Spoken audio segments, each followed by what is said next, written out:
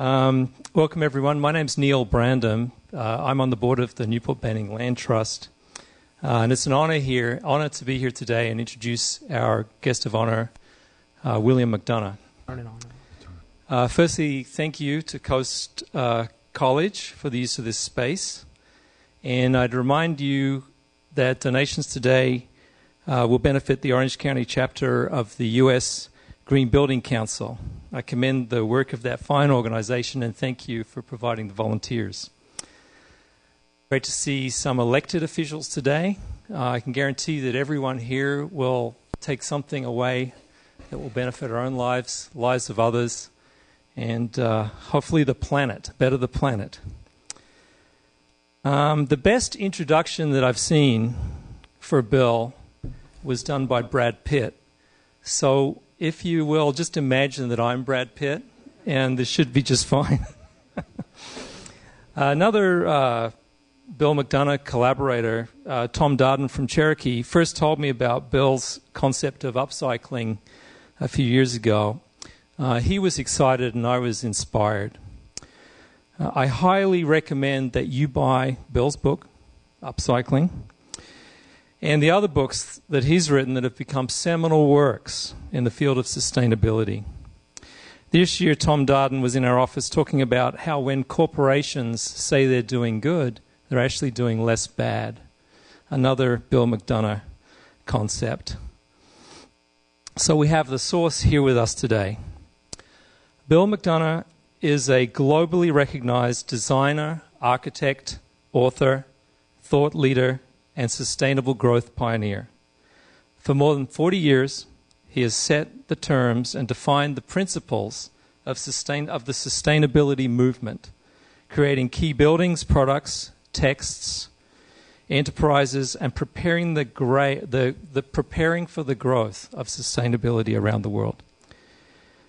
Bill is the architect of the visionary NASA Sustainability Base and other flagships of sustainable design. He's the creator of Cradle to Cradle, a global standard for the design of safe, healthy products. And he's a business strategist for many leading global companies. Bill has received the Presidential Award for Sustainable Development, the U.S. EPA Presidential Green Chemistry Challenge Award, and the Smithsonian's National Design Award for Achievement in Environmental Design. In 2012, Bill began an unprecedented collaboration with Stanford University Libraries, to create a living archive of sustainability with real-time collection of his work and communications. Time magazine named Bill McDonough Hero for the Planet, stating that his utopianism is grounded in a unified philosophy in demonstrable and practical ways. And he's changing the design of the world. Please welcome William McDonough.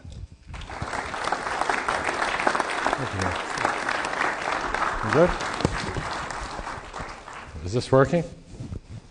Can you hear me? Great. Hi, everybody. This is so exciting. I've just come from the Fortune magazine Brainstorm Green conference where we talked about commerce as the engine of change. I also had the privilege of being at a gala for Make It Right, which Brad Pitt and I co-founded. We have one of our board members here. I'm really happy to thank you for coming. It's very exciting. We're helping the Lower Ninth Ward after Katrina. They needed some help. We just finished 100 houses. We have 50 more to go there, where we're bringing people back to their homes with mortgages they can afford, energy bills that are often $0 or $20 a month, and now the parents can give their kids dance lessons and singing lessons, but perhaps just as importantly, as they come back from the FEMA trailers with their asthma, after a few months they can breathe again. So, what I want to talk about today is how do we love our children? I think we hear about metrics all the time and measurements of this, that, and the other thing. But what about our values? What if we started with our values and then measured later? And I want to talk about what that does. So, I want to talk about humans and nature. Who are we? Where do we live? I find it almost sad that major groups and people on all sides of the aisle on people, environment, business, governance, we hear things like this. Nature doesn't need humans. Humans need nature. Nature is our capital, natural capital. It's here for our use. It provides ecosystem services. Today I just want to have a little fun with what does it mean to be beautiful? Can't beauty carry the day? Thomas Jefferson designed the University of Virginia, where I had the privilege of living on the lawn in a house designed by Mr. Jefferson. And when you look at the north end of the lawn, there's a library. It's known as the Rotunda. And this is Plato. This is the search for truth in art and beauty. These are Platonic forms. And its symbols are really important, and anybody with half a wit will understand that this giant orb in the cube with the pediment is an egg, and that the floor plans are two ovals with an hourglass hallway. These are ovaries. Get over it. And the notion that the mother arts is at the head, and in the rotunda, the library with the illumination from above is on top. And then the two wings, the ranges, and the colonnades, this is Aristotle. See? He called it the academical village. Plato had an academy in the Poplar Grove. Aristotle had a lyceum. If you go to France, you'll see the Académie Française. This is the arts. The lycée are the science and math. And so the two side colonnades have 10 pavilions that instruct. And they are rational thinking and science and math. Again, the search for truth in number. Well, where do we start? Mom. That's where we start. We start here. Go here. You start here, it's very hard to get here. You start here, you can find your way here. Okay? That's what I want to talk about today. So, what if we looked at this differently and said, maybe nature needs humans? Because to say that humans aren't needed in nature today, we are the dominant species. Ever heard of that? We are now in the Anthropocene era. What does that mean? That's the era of the earth shaped by humans. 99% of large mammals on the planet are under human management. Nature doesn't need humans. The monarch are in collapse. What do we sit here and respect biodiversity while it dies? Get out there and do something. All right? Anyway. So, first thing we have to do, I'm a designer, so the first thing I do is change the way we see. So when I look in somebody's backyard and they say, oh, my backyard's a mess. And I'll go, yeah, well, that's because you think of sprinklers, grass, and lawn chairs. As far as the butterflies are concerned, you're doing great. You could do a little more, actually, if you just, encourage those native flowers. So, change the way we see. And we also have to change the way we speak. I find it very strange. I do a lot of product design. I'm now designing packaging, private label packaging for cereal for Walmart. Why? Anybody figured out the design of a cereal box? Can you explain this to me? We make particle board boxes from magazines with inks that are toxic with mineral oil bases, and they're migrating through the high-density polyethylene into the cereal itself. Excuse me. And I don't even know how to open it. Can anybody open a cardboard box without tearing it? Anybody? Oh, you too, huh? Oh, and then you get inside and you go, you have to get out a knife or something, to fight your way in. And then when you get it open, you can't seal it up. And when it gets to the dump, it looks like paper, but it's got a plastic bag in it. And even if you do sort it, now you got cornflakes in the plastic bag. Really? We have to be incredibly humble about human design. It took us 5,000 years to put wheels on our luggage. All right. So, but when I hear people say, oh, I'm doing my life cycle assessment, I've done my life cycle of the cereal box or something. Life cycle? Is this alive? Let's talk about the life cycle of cell phones. It does talk. Hello? It doesn't think for itself. No, I don't think this is a living thing. Why would I talk about life cycle? What if I could talk about not end of life? End of life? So sad. How about endless reuse? What if this is moving to its next use? And we design differently, you see? We don't talk about end of life. We talk about endless resourcefulness of materials, of water, of energy, and of our children and ourselves. The endless resourcefulness. Much more interesting. So we move from this kind of timeful mindlessness, planned obsolescence, party up. I think it's because of the nuclear threat. We realized we could be eliminated in a moment, time to party. But what if we did think that life would go on? You know? Well, then what if we designed for 7 generations? It's interesting when you live in a house designed by Jefferson, because you realize he thought in 7 generation terms. I don't know if you know this, but his last design, which was his tombstone, recorded on it only the things he designed. It said, Thomas Jefferson, author of the Declaration of American Independence, author of the Statute of Virginia for Religious Freedom, which became the Bill of Rights, and father of the University of Virginia. That's it. You missing? Can you imagine being president of the United States twice? Isn't that important enough to put on your tombstone? Actually, in recent history, it's possible. Think about that. President of the United States, he doesn't even record it. Why? He's recording legacies, not activities. He's recording what he left behind, not his jobs, you see. And guess what? You're Thomas Jefferson's 8th generation. How are we doing? Anybody here want to go back to feudalism? Anybody like primogenitor? Divine right? Okay. So let's change the way we speak. Let's talk about endless resourcefulness instead of end of life. Let's talk about endless reuse instead of closed loops. Let's talk about how we could not just reduce, reuse, recycle, fine, but we could redesign, we could renew, we could regenerate. That's our job now. Our job is not to do nothing. See, nothing is nothing. And in fact, if your goal is 0, you can actually slide below the line because you're not doing anything and things are degrading.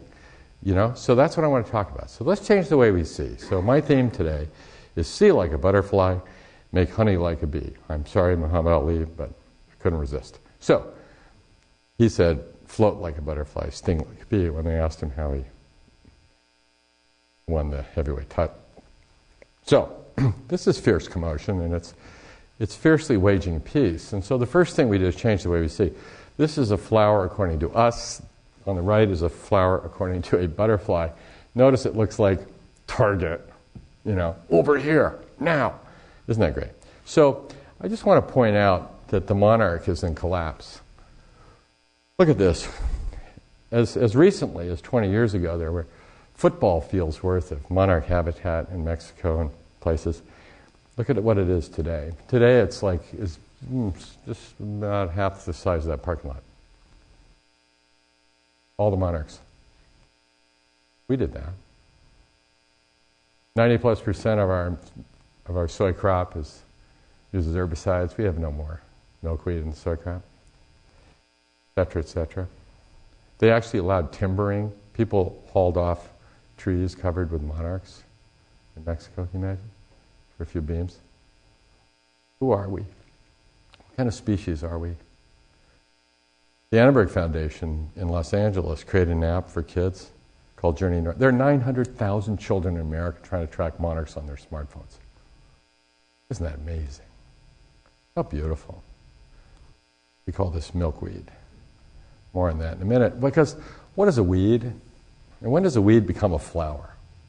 See, a weed is a plant in the wrong place, as Emerson said.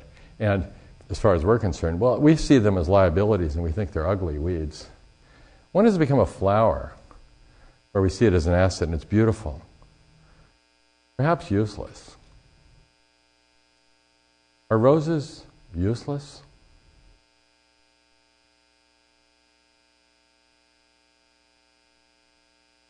So let's talk about then, now, and next. How do humans relate to nature? So then, here's a poem from 1108. Glance at the sun, see the moon and the stars. Gaze at the beauty of Earth's greenings. Now, think. This is Hildegard von Bingen, a Christian theologian and doctor, poet. Glance at the sun, see the moon and the stars, gaze at the beauty of Earth's greenings, now think. He goes on to say, what a delight God gives to humankind with all these things. Notice we start to think and we move to our hearts. We move to our delightfulness. But then, Bambi meets Godzilla. All nature is at the disposal of humankind. We are to work with it, for without it we cannot survive. It's at our disposal. This is a concept known, and it sounds like an obscene word actually, as usufruct. But the idea is that nature is there for our use. So this idea that nature is capital for us to use, okay, fine. But really? Is that it? Can't we do things that we love? And this survival idea, you know, when I won the Presidential Award for Sustainable Development, I remember at the ceremony, the press came up and said, Mr. Sustainable, this is 20 years ago, you know, what does it all mean? I felt like Mr. Natural or something. And I looked at the reporter and said, you know, I'm not that interested in sustainability. I went, what? I said, yeah. I mean, what if I asked you what's your relationship to your spouse? And you said, sustainable. That's kind of boring, really, isn't it? It's like maintenance. So we're here to go beyond maintenance. Now, if we look at human beings and how we relate to these ideas, and we go into some centurion moments, coming here from Charlottesville, if we look at what the English and the French were up to, and then Jefferson with the Declaration of Independence, this idea of equity and removal of feudalism, very interesting. We do have to remember that the Declaration of Independence, 1776, applied to only 6% of our population, was white, landowning Protestant males. But it's a beginning. But if you look at the history of rights, they come from the concept of natural rights into the concept of human rights. Very interesting migration in philosophical terms. And if we look at the history of rights themselves as written down, we can see in the tradition that Jefferson was studying, because he read Anglo-Saxon, we have Magna Carta, the rights of noble males. We see Declaration of Independence, white landowning Protestant males. We then see emancipation in the 1860s. Then in 1920, welcome aboard women, you know, hey. But then we have Native Americans, then we have Civil Rights Act, and then in 1973, under Richard Nixon, the first time something other than a human being is given the right to even exist in the Endangered Species Act. Isn't that amazing? So can you see the trajectory here? Wouldn't it be wonderful if we could not just respect nature but celebrate it? If we look at 1776 as a seminal moment, we also see Adam Smith writing Wealth of Nations. And the next thing you know, we have the economy. Interesting. And in the 1800s, we developed the markets. Interesting. And then we have communism, capitalism, ways of dealing with markets. But again, the destruction of feudalism and the destruction of primogeniture and divine right. Very interesting, you see? So all of a sudden, we're moving away from the 1%. Oh, well, we'll get to that in a minute. So, if you look in the 1800s, Emerson was asked to write an essay for Harvard and give a talk called Nature. And in it, he was supposed to discuss the issue. If human beings are natural, are therefore all things made by humans part of nature? Are these chairs part of nature? See? Interesting question. His conclusion was, nature is all those things that essentially are immutable. It's the essences unchanged by man.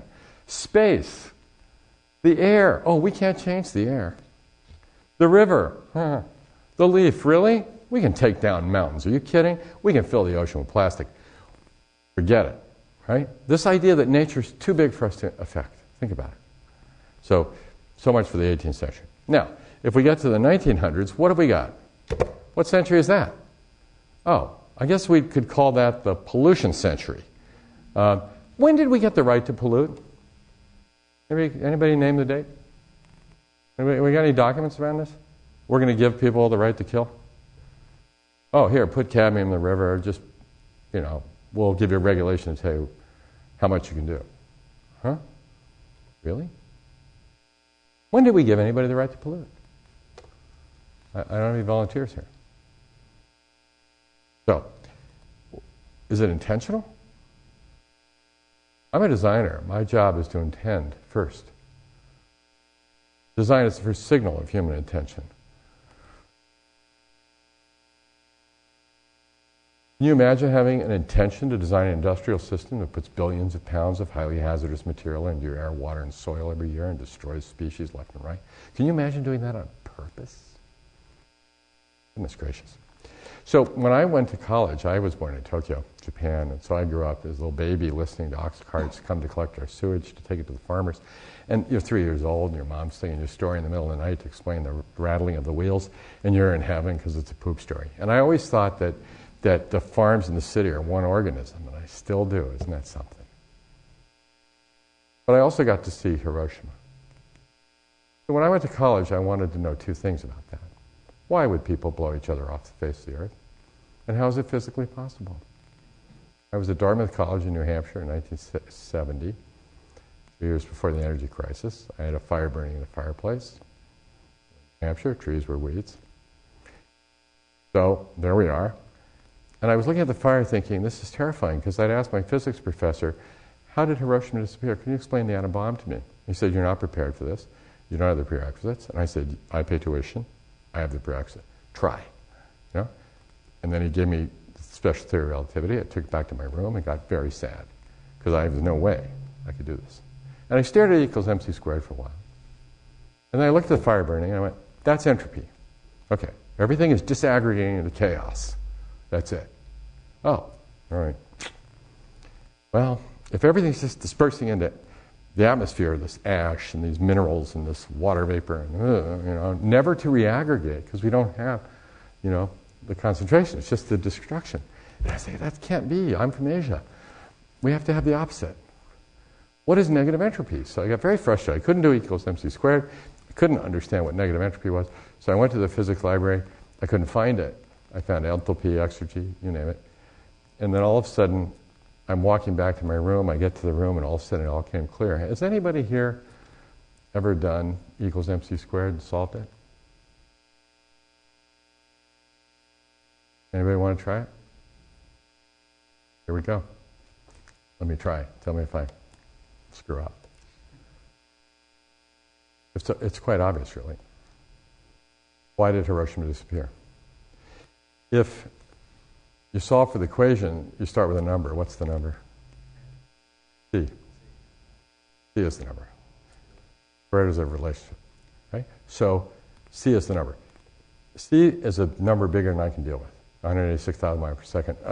Might as well be infinity for my little brain. All right? So almost infinity. Great. Now, just in case you don't think it's big enough, square it. Okay. So now we're dealing with almost infinity squared. That's a big number. All right. So C squared is immense. Good. That means that if M is in any way a positive number, as in one hydrogen atom, then E is almost infinite. Goodbye, Hiroshima. 5 seconds. The atom bomb. And then I'm looking at the fire going, oh, now I understand why I couldn't find negative entropy. I was in the wrong library. Biology. It's the log, stupid. It's the log. It's life itself. It's biology. And then it was clear because E is physics for designers. It's the sun. We have a giant nuclear reactor powering the planet. It's 93 million miles away. It's a safe distance, and it's wireless. Oh, come on. You don't think we can figure this out? We can go to the moon. Come on, let's get this figured out. Anyway, there's that. And then the materials are all on the planet. The M, the chemistry, we don't have material income. It's not raining phosphate. Right? Little cosmic dust, occasional meteorite. So M is chemistry. We have to be really careful with it. Because if we lose the chromium from South Africa and use it to detoxify, future generations will go, what did you do with the chromium, you idiots? We could have used it, and you put it in places and poison things. What are you, silly?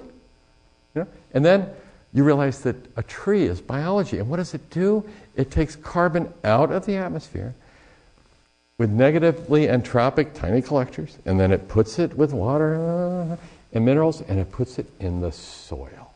That's the story. Carbon to the soil. So I decided if I was ever going to be an architect, I was an art student.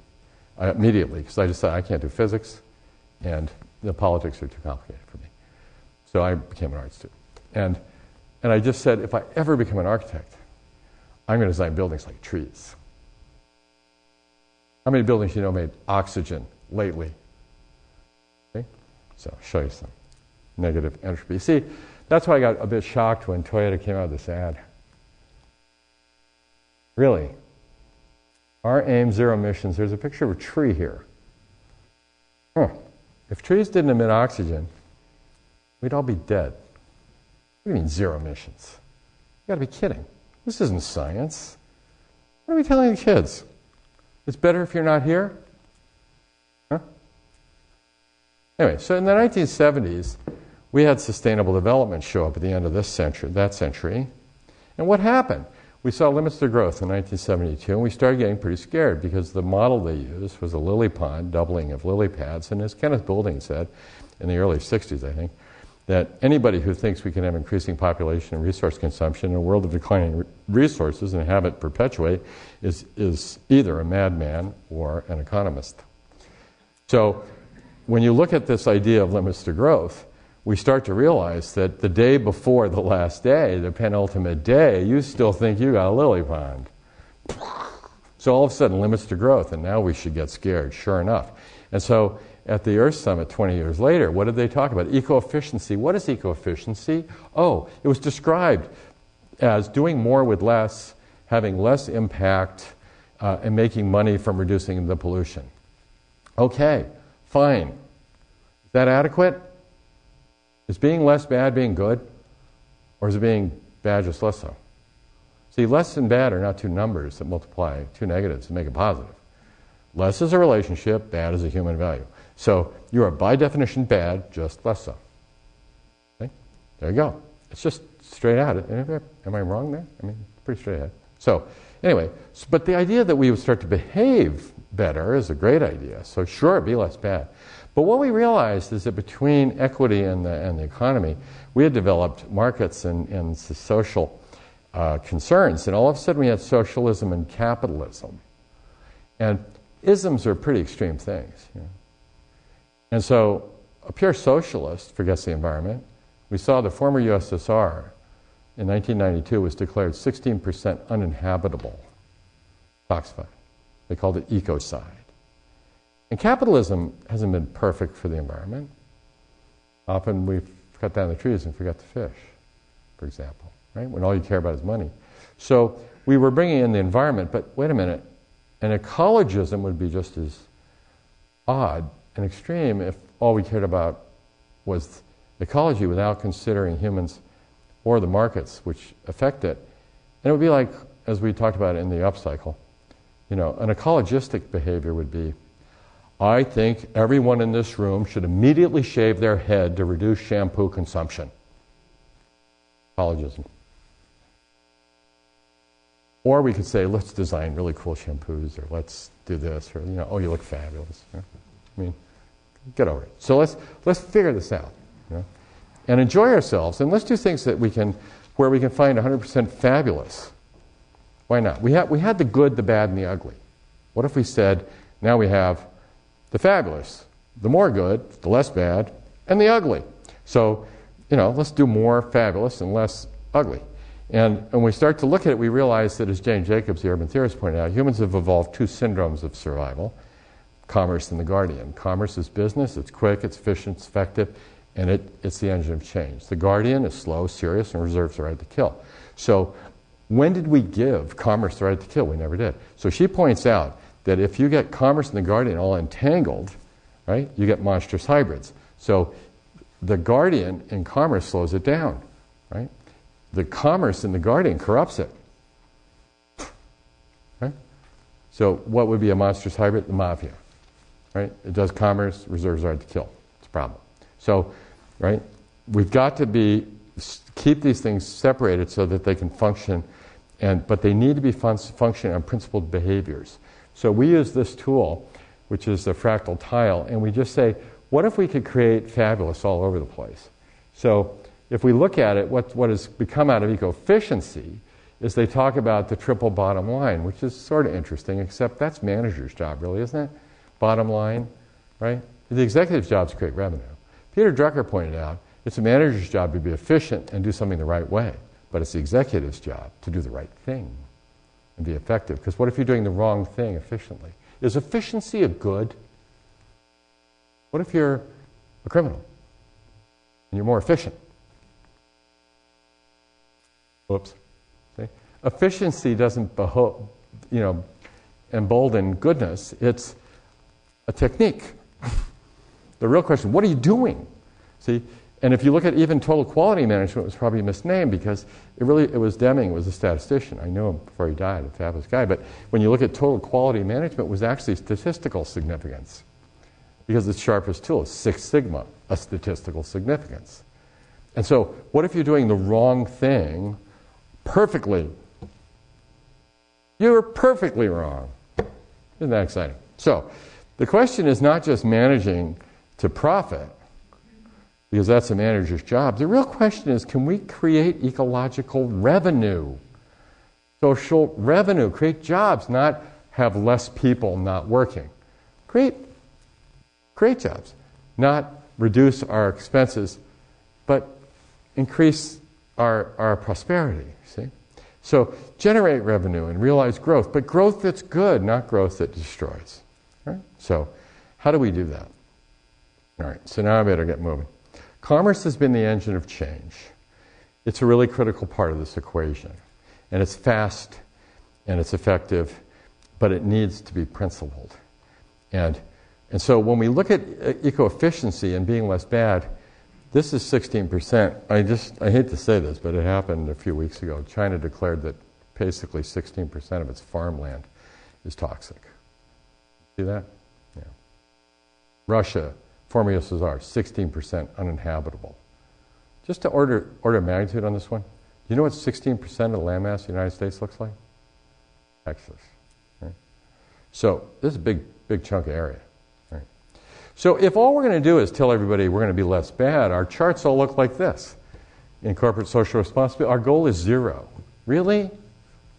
I'm bad, I want to be less bad, my goal is 0. Oh, that's what they look. These are all the CSR reports. Like what I'm going to be 20% of carbon release in 2020. Oh, charming. Now we got 80% of what you're doing, you know? What are you're telling us what you don't want to be.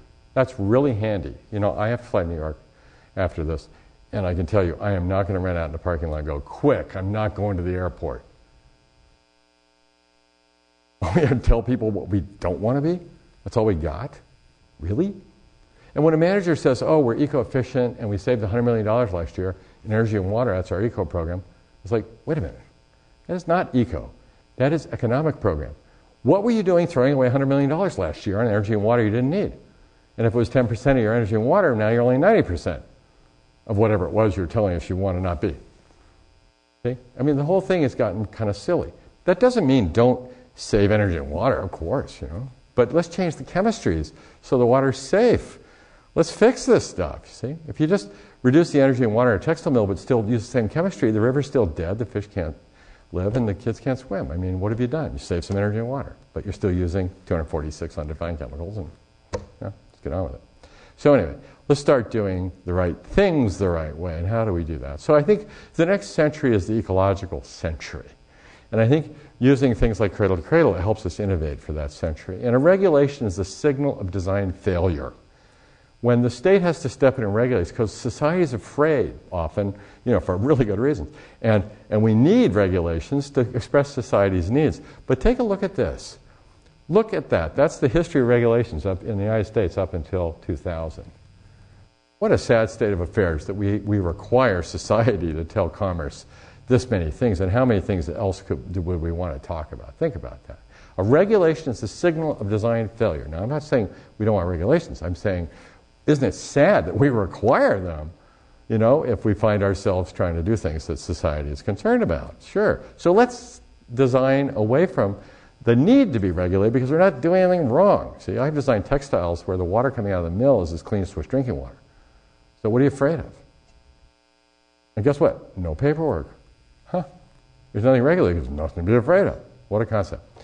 So being less bad is not being good. Because if you use that language and apply it to your ambitions, you would be saying, I want to be less, less, less. So how about this?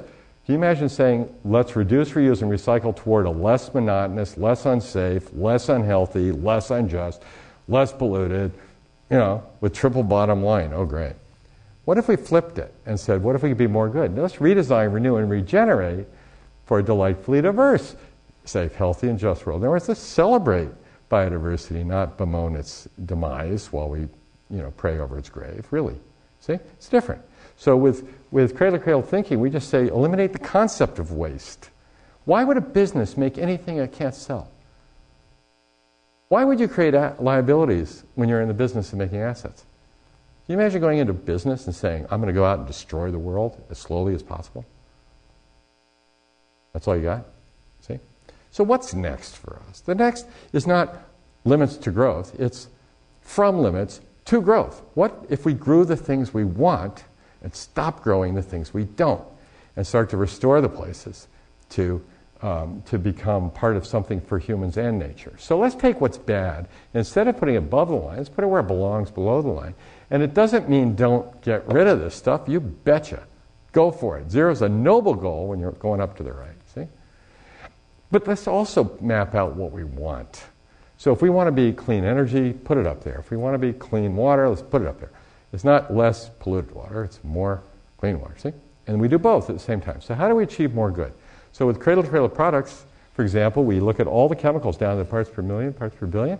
We use an intellectual filter, which is human mother's milk. I don't know if you know this. We see 2,500 synthetic chemicals occurring in human mother's milk now. This is not fair. This is chemical harassment. It's not okay. No one asked any of the women here want their breast milk toxified. How are we doing? See? I didn't see any hands. So it's a ridiculous situation. It's not okay. So that's the baleen there. And then we say, okay, all this stuff out and all this stuff in. So let's start positively defining what we want to do. As materials as nutrients, back to nature, back to soil, or back to industry. Materials get reutilized. There's new business models, leasing concepts, service concepts, composting systems, so on. We have clean energy, we want clean water, and we want social fairness. So we see materials as nutrients, and we see them as going back to nature or going back to technology ad infinitum. This is not a living thing. See, these are technical nutrients. Wouldn't it be cool if this computer was designed to go back, disassembled, made into new things without toxifying? See, in this context, lead is not a poison. See? Lead is a solder. The minute it gets in the biosphere, it's a neurotoxin. Great. So things in defined systems without contaminating each other. Come on, it's not rocket science. All right. So we've designed, products that are biological nutrients, things on your skin, things that go back to soil, technical nutrients, metals, polymers, and so on. The first product I ever designed was a textile in Switzerland, and their trimmings have been declared hazardous waste by the Swiss government. Couldn't be buried or burned in Switzerland. They had to ship to Spain. Farming. Now, when your trimming is declared hazardous waste, what are you selling? So the cheapest thing to do is just send it to the customer without trimming it. That all makes sense. Anyway, so we redesigned the chemistry, and then it turned out we went from 249 chemicals. We looked at 8,000 chemicals in the textile industry, eliminated 7,962, and ended up with 38. And the fabric was so clean you can eat it, which is good news for everybody because it's on the Airbus 380. It's the cleanest fabric in the world. And now if you find yourself at 40,000 feet with a very severe fiber deficiency, you can safely eat your chair. So the water coming out of the mill was clean enough to drink. Same with technical nutrients. We work with Shaw Industries, part of Berkshire Hathaway, and instead of other eco-claiming carpet companies who have PVC, this is a product that is redesigned to become caprolactam for the face fibers and polyolefin for the backing. Carpet becomes carpet forever. Every time you change your carpet, instead of destroying the world, you create jobs. Yes. See? We have 1.4 billion pounds of material deployed every year in the carpet industry, and it's infinitely reused endlessly. How beautiful. So this is material reutilization. It becomes part of it. Herman Miller steel case, but all their chairs now are designed with cradle-to-cradle, so you can take it apart with tools you find in a kitchen drawer. All the materials can go back to industry ad infinitum, no matter where it goes. This is not closed loops, because you're not sending that back to Michigan. This is endless reuse. These are materials that are in endless use cycles. So I'm now collaborating with the waste industry. So I decided to go to the dumpsters. So I'm in the garbage can now, designing packaging and things. I'm looking up going, are you sending us this really? 7 layers of plastic pouch? You must be kidding. And we can't recycle it? This slide is from Waste Management. Look, these are the 25 award winners in 2012 of packaging, flexible packaging. The statement on the bottom right is from Waste Management. Not one is recyclable. Not one. Please. Amazing, isn't it? Oh well. So let's get at this thing. And so it's fun. So I'm going to show you at all scales. We have now put Cradle to Cradle program in the public domain. I raised $6 million from the Dutch and Wendy Schmidt and others, and we put it in the public domain. It's now a public good, third-party, peer-reviewed, off and running. It's separate. It's beautiful. It's a public good. And these are the criteria. They certify products based on our work, and we have 14 assessors. We created it. We were the assessor. And by putting it in the public domain, we've trained lots of people to do it. And we're going to train more and more every day. So it's very exciting. So we have biological, nutrient products, technical. Aluminum's an interesting one. You know, since 1850, we started making it, the first time they invented aluminum. I don't know if you know this, 75% of the aluminum ever used by humans is still in circulation. Interesting. Technical nutrition. These are some of the companies that are adopting Cradle to Cradle. Very exciting. They're not insignificant. And so in buildings, you know, I come from the building world, so I'll just finish with that. If you start with metrics and number, you can get to goals, but you're benchmarking. You can talk about how you're going to reduce your badness or something. You can't get to your values from the metrics. It's really hard to get there. You get to benchmarking. And innovation doesn't really happen that way, I think.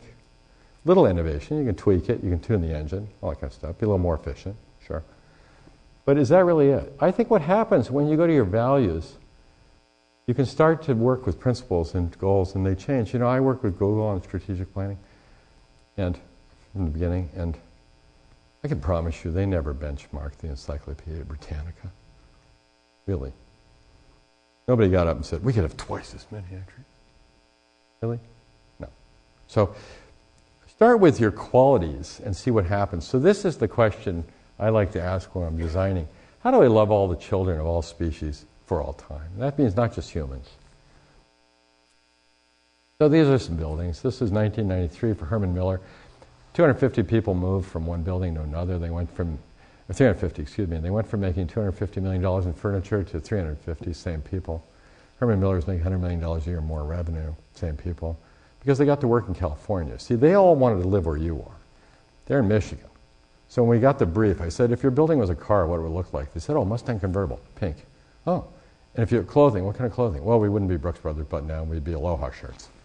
Okay? We go, yeah, well, you don't want to be in Western Michigan, obviously. Let's go build California and play the Beach Boys and make furniture. So we did. And productivity went up by $100 million a year. Take out the cost of the goods and the materials, they were making $40 million a year more money in a building with happy people seeing nature and wearing Aloha shirts, listening to California. Whoa. Yeah? Pretty good. Well, that's interesting because they told people that a $15 million, 300,000 square foot building was paying for itself, CapEx, every 5 months. This isn't we saved on our energy bill. This is the building paid for itself. 5 months. Think about it. Very simple building. People work in daylight. But the habitat was very interesting. We took the landscape and made it a restoration project. And what was really a beautiful story, this. They had a wasp infestation. And somebody called me to say, Bill, you got to hear the story. I said, what is it? We have wasps, and somebody got out a can of benzene, and they were getting ready to spray. And somebody said, Bill, we'll be very upset if we do this. He spent so much time and money helping us get our air quality so beautiful. And they went, oh yeah, I wonder how else we could do this. Guess what? You know what the mortal enemy of the wasp is? Honeybees. They brought in 18 apiaries and started making honey on the site. Now when you go there, that whole site of flowers is a big honey farm.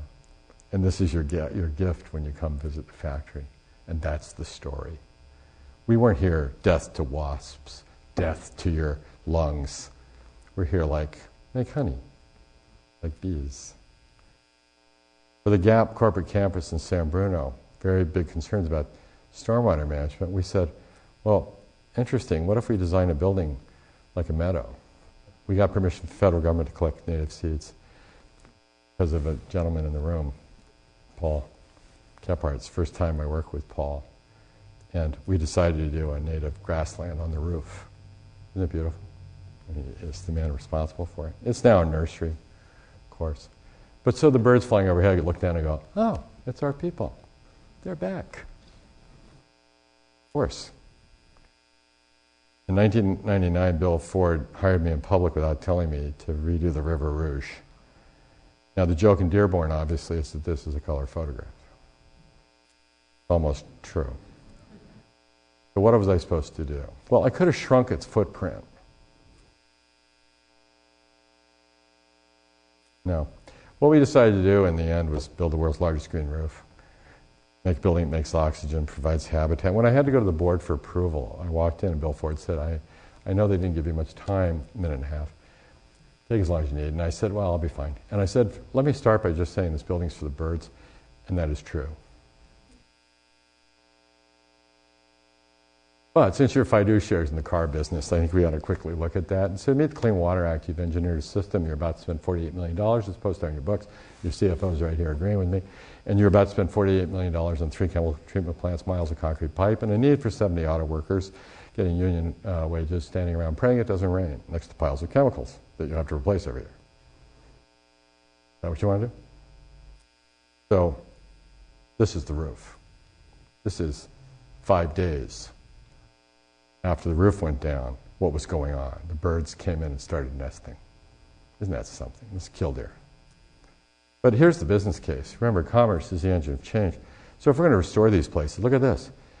Our whole system was $13 million, so we saved them $35 million day one. So I was able to say to the board, listen, with the Ford Taurus at a 4% margin coming out of Chicago, since you're into money in cars, this is the equivalent of me walking in here and giving you an order for $900 million worth of cars. Approved. So as we look at cities in the future, this is one we're looking at in China, what if we move the farms to the roofs?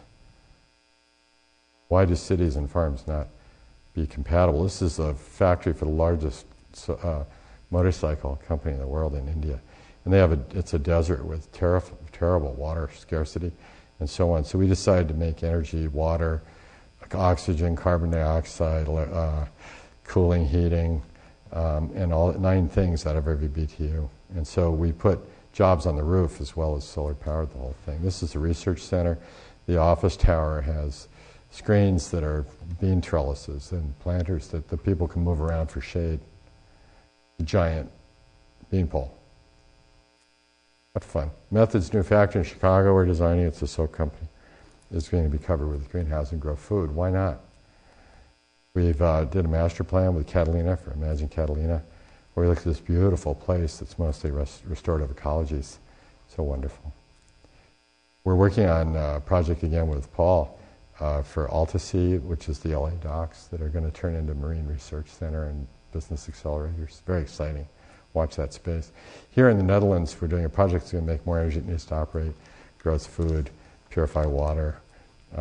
It's quite astonishing, but it's also the largest. This is a building making oxygen, and it's the Bosch and Siemens appliance place. But it's a building like a tree.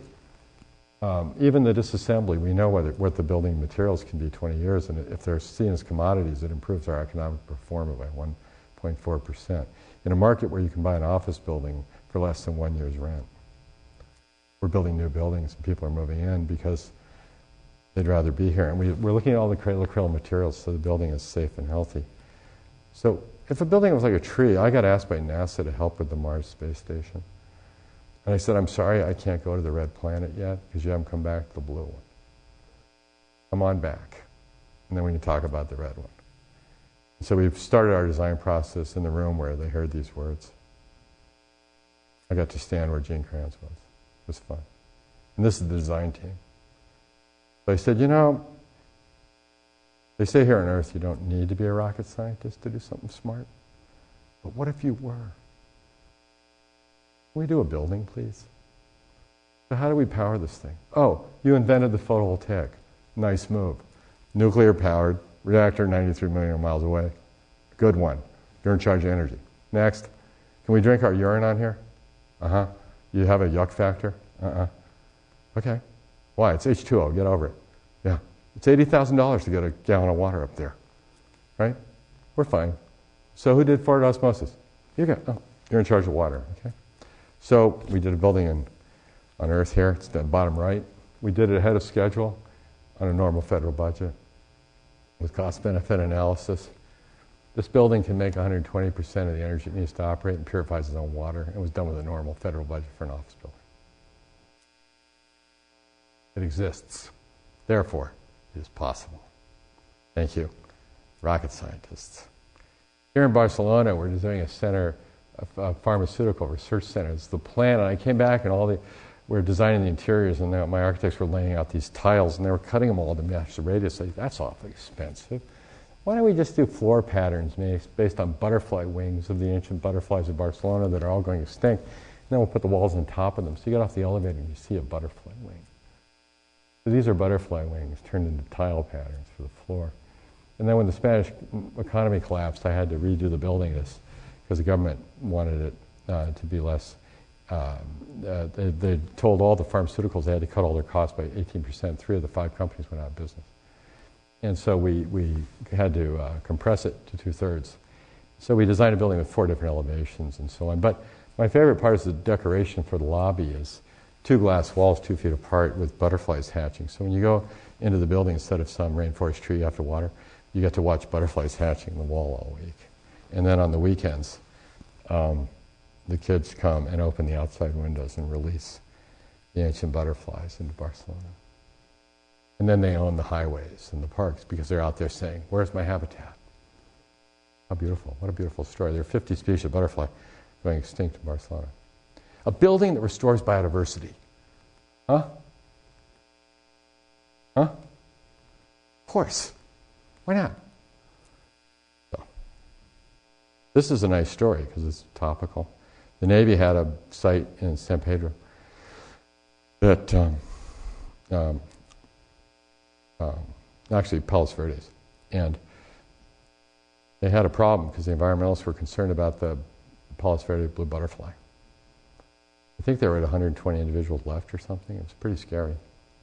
And so the Navy wanted to bring back the women from Afghanistan who had suffered from post-traumatic stress disorder. And they couldn't build because they were being blocked on that issue. And so I was asked to help out. And I said, what if we're all blue butterflies? The Navy men get to fly around jets, make noise, and be the blue angels in Pensacola. What if we were the blue butterflies here? What if the women come back and they're blue butterflies too? And what if we adopt the blue butterflies? And the kids adopt the blue butterflies? And what if we love our women from Afghanistan and our blue butterflies at the same time? What if this becomes a place where we restore the blue butterflies? Wouldn't that be fun? And the kids all get excited, and we turn all our landscapes into butterfly habitats on purpose. Well, this is in the news, last week? Isn't it exciting? Logjam got broken. They're coming home. So exciting. So you have this going on here. And I asked Paul to take a quick look at it, because I'm not involved in any of the planning here, but I wanted to have a look at what's going on and see what's going on. And it seems to me that the question is this question. And if we start to think about these, a biologist will tell you that the only way to heal an ecosystem suffering from ill health is to connect it to more of itself. But if you don't have any of itself to connect to, you can't heal it. So this idea that these large pieces of territory become part of these ecosystems and support different species is really important. And I think supporting all the species is really important. And if we do nothing, the degradation can continue. But if we do something and use commerce as an engine of change, perhaps we can get to work and start to really enrich the issues. Who are the characters of interest in this? Well, certainly these are important places, and we can honor how they work, and we can talk about what we care about in terms of species, including our own, perhaps. And let's just start to think about how we energize all of it and optimize all of it and make it available to all of us. And that instead of just saying, let's reduce, avoid, minimize, and things like that, the things we're afraid of, what if we take the things we're afraid of and do less of it, and take the things we're excited about and intensify it, so we all win like the blue butterflies? Because nature needs people just as much as people need nature. And I asked Paul to take a quick look at business as usual if we just sit and do nothing, and what happens? And, it's not as interesting as if something really great happens because we can afford it. And so we can make some choices about this. If we have a certain budget, think about, do we want to spend it on nits or gnats? This is a gnat catcher. How do we want to spend our resources? I think habitats is really a way to think about it for all of us. And so innovation for the ecological century, it's going beyond reduce, reuse, recycle. We're adding redesign, renew, regenerate with great intensity. We're not here to just talk about being less bad. We're talking about being more good. And we're going to change the fundamental question of commerce. Because what has happened is, because of statistical significance and metrics, the question being asked by business has been, how much can I get for how little I give? That's been the way it is. Even great philanthropists, the biggest ones, ask, how much can I get for how little I get? Think about it. I heard the other day a major philanthropist say, there are 5 million people suffering from this thing. I'll be happy if it's only 3 million. That's so sad. Do you think Linus Pauling got up and said one morning, if I take care of 3/5 of the kids in polio, I'll be happy? Really? Come on. So I think the question of the next century needs to be, how much can we give for all that we get? Dr. Venkataswamy in India, a cataract surgeon, woke up one day and he said, it's $1,900 to get cataract surgery. What if I gave it away for free to people who can't afford it and charged the people who can afford anything, whatever it costs to give it away for free? When he died, he had given eyesight to 2 million people for free. And if the most expensive was $190. Oh, beautiful. This is biblical. See? But his question wasn't, how much can I get for how little I give? It was, how much can I give for all that we get? Beautiful. So then we move from limits to growth. So I have a proposal, which I'm announcing here tonight, with hubris and humility simultaneously. But what if the world got better? Here's the question, the one we started with. When does a weed become a flower? I would like, in the United States, to immediately get our children out with us and start planting milkweed on the sides of the road, everywhere. Along the railroads, after the 25-foot fire corridor, everywhere. Because this species needs us now. And not only do we change the way we see, to see like a butterfly, this useless, beautiful thing, this pollinator providing services that's so essential to us. But we do it just because we love them, and the children love them. And so not only do we change the way we see, but we even change our language. I'm going to try and get to the White House and propose that we change the name of this plant to monarch flower, because it just changes the way you see when you change the way you hear. And let's go plant a lot of flowers, and let's make this the national flower. Let's get on with it. And get all our kids together and start honoring other species. Because it's going to take us all, and it's going to take forever. But that's the point. Thank you very much.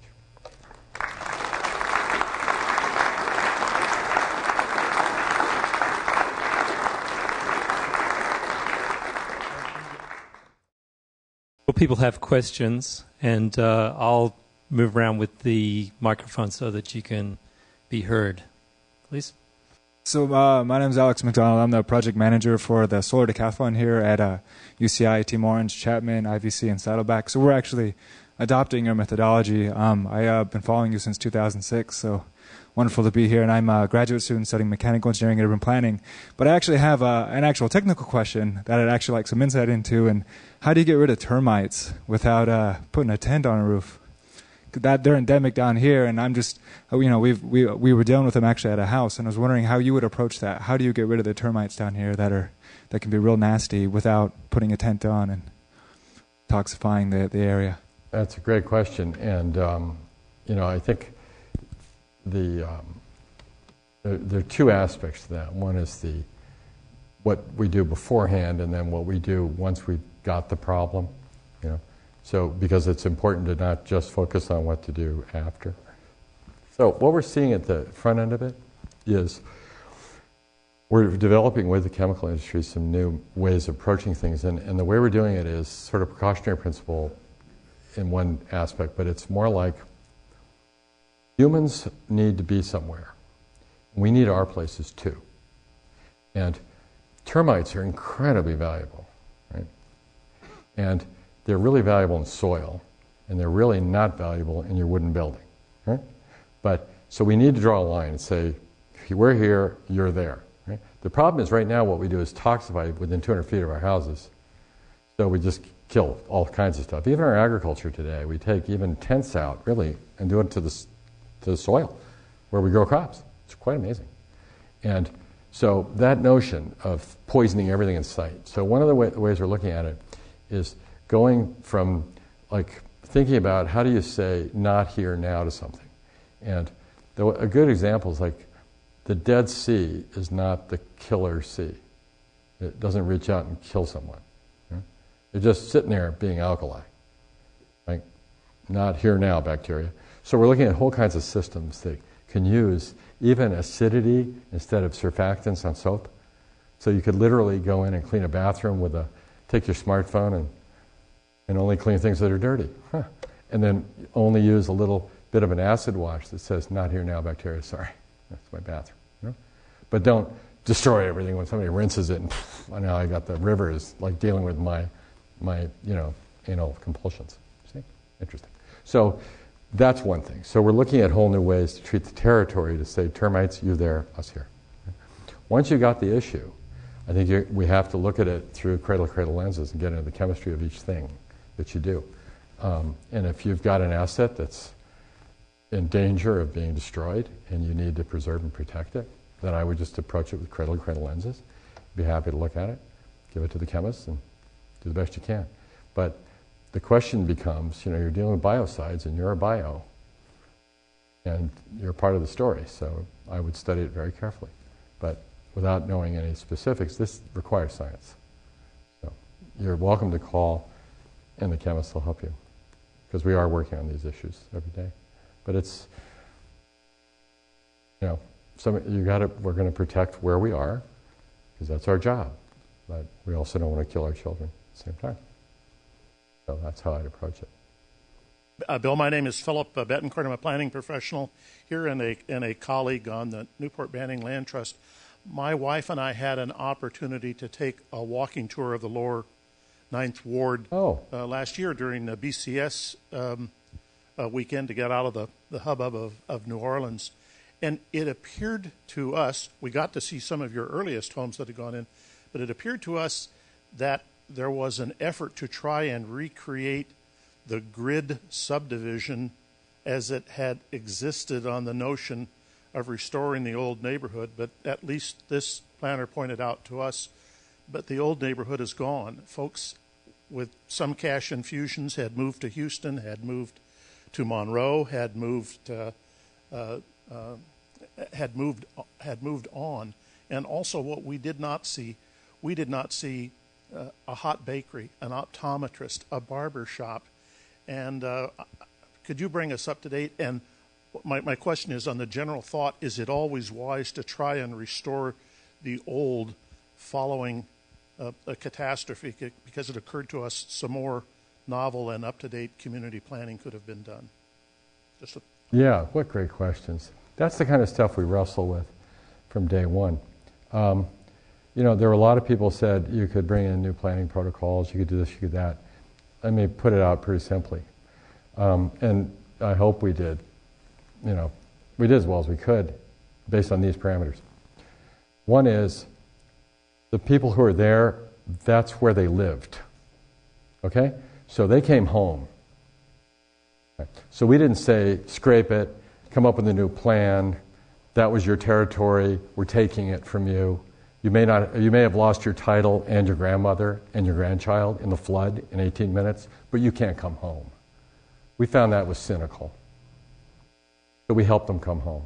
So the residents there, this is where their families have been some for a century, and they wanted to go home. Now, if you had a storm come through here, and your house got erased, and I came and said to you, you can't go back there. And you said, I've raised 4 generations of my family here, and you're not going to let me go back to where I was? Why? Well, you could come up with all kinds of reasons. Like, it's going to flood again. We have climate change. We have ocean rise. I don't care what. Right? The houses you saw there, they're architectural jazz for a reason. This is the home of jazz. Right? And they got to build on their sites, and they could pick among 20 houses for what they wanted. Solar powered, with as best we could do on materials and things like that. Right? And we helped them finance, we helped them find their titles, we helped them get all of their entitlements back from what they owned. Right? So that's really a pretty simple idea. It wasn't like we have some great theory we want to put into practice. We were just trying to help people come home. Okay? So that's part of it. And we lifted the houses up above the floodlines, well above the floodlines. These are flood houses. So we honored the fact, if you're going to live here, please be safe. So these are safe houses. You're above the floodlines in all cases, and the attics and the roofs are all accessible, and we have emergency equipment waiting by the hatch. So, hey, you know, you live in New Orleans, get over it. This is where you are. That's where your family is, you know. Now, if somebody who's a planner comes along and says, I think you should live in row houses of this kind and this kind of arrangement, you know, maybe. But I don't know. We aren't that complicated. We're just saying, come home. Let's help you. Right? And we did it as a way of learning about materials and building systems. So we researched manufactured housing, modular, stick, panelized, all kinds of things to get the costs into affordability and things like that. Did experiments. And the most beautiful part for me is, you know, fine, we don't have a bakery, etc. But you know what? We have 100 houses where there aren't, you show me 100 houses that you've built there. You know what I'm saying? Go ahead. It's good with me. Go build your bakery. Yes, please do. Why don't you come build us a bakery? We'd love it. You know, go for it. And we will do all that, because what happened was so beautiful this last weekend when we were there. For the first time walking around, we have 100 houses now. What we had hoped for, why didn't we do one house as a demonstration, cradle to cradle house? Think of how lonely that would be, right? We said we'll do 150 because at least then it begins to become a neighborhood. And people can look out the window and say, hey, I need help or something. And there's somebody there, you know, and there's a place for kids to get a basketball game going on the street. There's a need for a school bus, you know, and there will be a need for a bodega or whatever within a short amount of time. You got 100 people living there, you know, 100 families. So I think that's really what we hope, and we just bought a site for that exact thing. But we're at 100, and what was so beautiful, we have 50 more to go. What was really fun this last trip, and Christopher, you were there. I mean, you walk around. You were a year ago, so there's 100 houses there now. And what was beautiful, I was with this group of potential donors. If you have anybody here who likes this thing, we're always looking for help. But we were walking around, and they said, you know, this is really great neighborhood. Bingo. Bingo. Because what they used to say a year ago was, these are really interesting houses. This is the first time I heard the word neighborhood. And I was like, yes. Right? It's beginning. And so it will evolve into a grocery store. It will evolve into various mobility things. It will need a school bus. It will, all those things. But it's in a place that's desperately empty all around it. So it's just a beacon of hope, and it's humble. So we just didn't want to impose anything other than goodwill. There it is. My name is Mo Faki with VCA Green, and we do code consulting. So education is a big component of what we profess. Have you thought about doing a William McDonough University for being more good type of, a way to take what you're doing out there and expand that platform, across the market? Wow. Yes.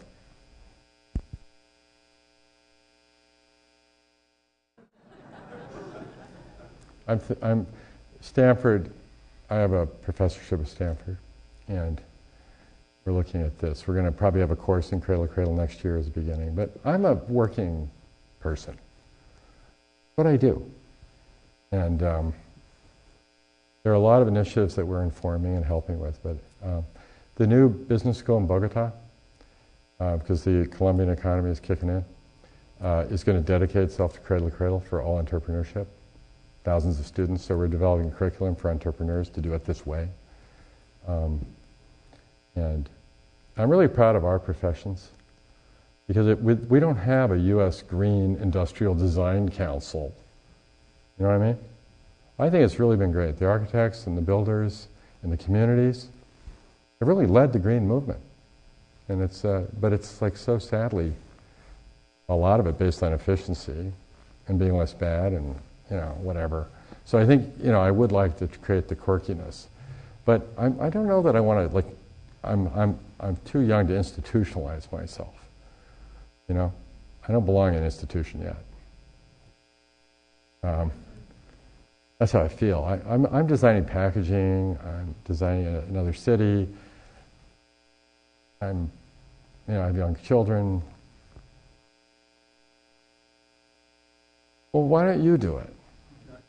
I'm not being facetious. Work on it. We'll help you any way we can. Sure. What a good idea. Go forth. I'm 63. Whatever you want. John Cotton, Catalina Conservancy. Oh, hi. How are you doing, Bill? Great. Good to see you again. In your presentation, you show a number of businesses that are willing to adopt the wisdom of your thinking. And you also showed a graph of the number of regulations and the amount that they've increased over the years. As government regulatory agencies, have you seen any evidence of their adopting your thinking where they go away from regulatory, making it less bad, to more good? Yes. I think that the EPA, for example, has a program called Design for Environment, which we've helped them with. We've been part of that. It's not, you know, it doesn't have the depth of the work that we get to do with the companies because it's very under-resourced and all that kind of thing. But Walmart's just decided to use it to help them start with a few 10 chemicals of concern, which is obviously a way of looking at things that are of concern and then trying to navigate that a little bit. So it's still in the efficiency mode and risk and hazard rather than positive engagement. But I think what we have seen is that the regulators are realizing that there's this moment, which I think is part of what we need to do, which gets to your question too, which is we need to inspire them. See, the problem we've always had with commerce and regulators is that commerce is basically shock and awe, you know, when we should be surprise and delight. Okay? So what happens, the regulators are all going, oh, let's go catch them being bad. What happens if they come catch you being good? You know? So it's essentially retail regulation. That's why I work with Walmart. That's why I work with BASF, the world's largest chemical company, because you wouldn't believe how much fun it is once they get their excitement up. Did you know that Walmart announced, I think 2 weeks ago, that they're now going to be able to sell organic food products at the same price as normal food?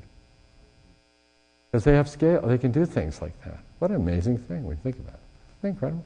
So, you know, all the issues of scale and local and all those things come to bear in all these discussions. It's all important. But the fact is, you know, watch this, regulators. You know, watch this. And that's why I think it's really exciting for them too. Because I have never met, one of the great things about, I work in commerce mainly because it's so fast. It's really quite quick. And relative to regulating. Regulating really chases the commerce. And regulators often can get so focused that they're not understanding commercial reality, which causes all these costs that could have gone to restore gnatcatchers and ends up being all this sort of complex things around somebody's idea of what good looks like. The example is the REACH legislation in Europe. They said we want lead-free computers, right? No lead by regulation. Well, lead is a solder in a computer. Now, if you say no lead, what happens? You didn't say what to use. Okay? They didn't say, and use this. They just said no lead. Well, they went to bismuth-based solder. Stop and think about it. Bismuth gets brittle, can start fires. So the first industry that was exempt was aircraft industry. I don't want to be flying around with brittle solder that can start fires at 40,000 feet, right? So they didn't want to go to bismuth. The other thing nobody stopped and thought about, bismuth is mined in the world as lead.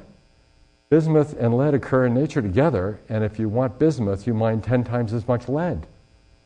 So now there's a glut in the world of lead. And all this mining going on in China, and the rivers are full of lead because we're looking for bismuth. Really? See?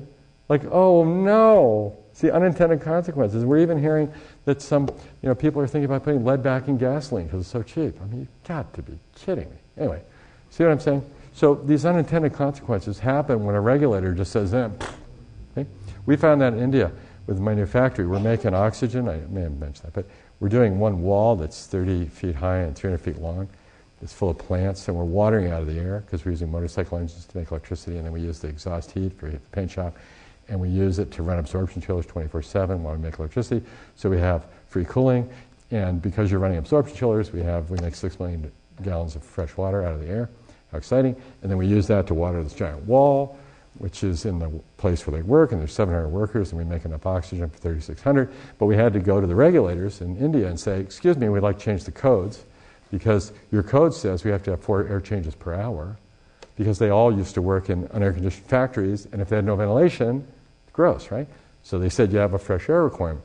Why would I want to change the air when I made it perfect? It's dust-free, the right temperature, the right humidity, full of oxygen, and you want me to change it every 4 hours? You must be kidding, see? So we had to change the code from prescriptive to performance. See? The prescription was based on the fact there are all these bad actors. Okay? But what happens when you're doing something fabulous and you're blocked by the reaction to bad actors? Because you haven't developed a relationship with what happens if what if you catch people being good? See? How exciting is that? So what's really cool, though, I think the thing that will carry us, now they have a new prime minister who thinks this is the coolest thing I've ever seen, helpful. But the other thing is, this system, by not changing the air every 4 hours and providing perfect air to everybody where they work with full of oxygen, fresh air, pays for the entire system in 4 months. So it's not reducing it by 10% a year, saving money. The whole system is paid for in 4 months by not running 4 air changes an hour through giant water curtains in a place with no water. What they do otherwise. And it's ridiculous. It's an amazing moment. So I think the regulators should be very happy to see us when we show up. Surprise and delight, not shock and awe. Less nits and less gnats. How about we have one last question here? Thank you. I'm Jack Timer from Santa Barbara. And energy is one of the components, obviously, that we kind of went through with the renewable sources or where you're aimed in the long run. But one of the intersections of business and regulation right now is fracking. And we're seeing some sort of overreaction, many of us think, to the notion of fracking because it's a question of extraction of fossil fuels. And still that doesn't meet the long-term goals. How would you approach the design of the best practices to extract fossil fuels now that fracking is on the agenda? Interesting way you positioned it. The way you asked that was the best way to approach the extraction of fossil fuels.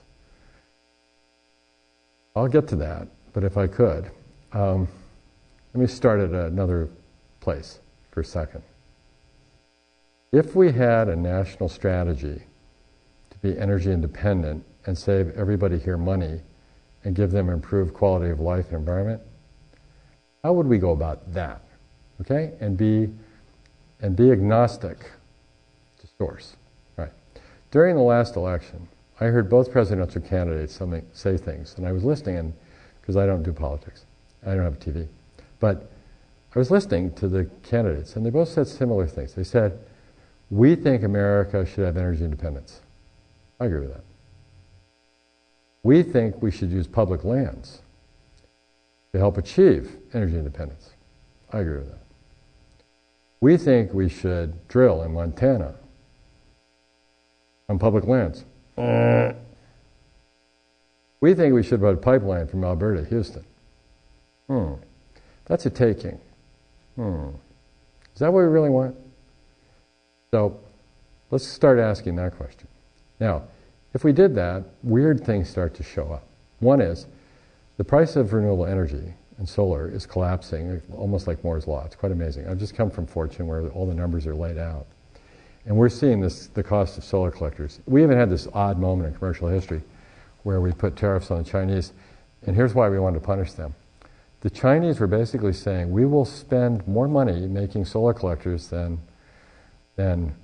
we'll spend, we'll make them and lose money on it, and then send them to you. So basically the Chinese government wanted to subsidize American solar. It's very interesting. Now if we had just said, and I know this is quirky in trade and all the rest of it, but if we had just said, oh, they're going to make it below cost of goods, it's great. So go ahead and send us all these collectors that you're going to pay for us, and we'll put them up.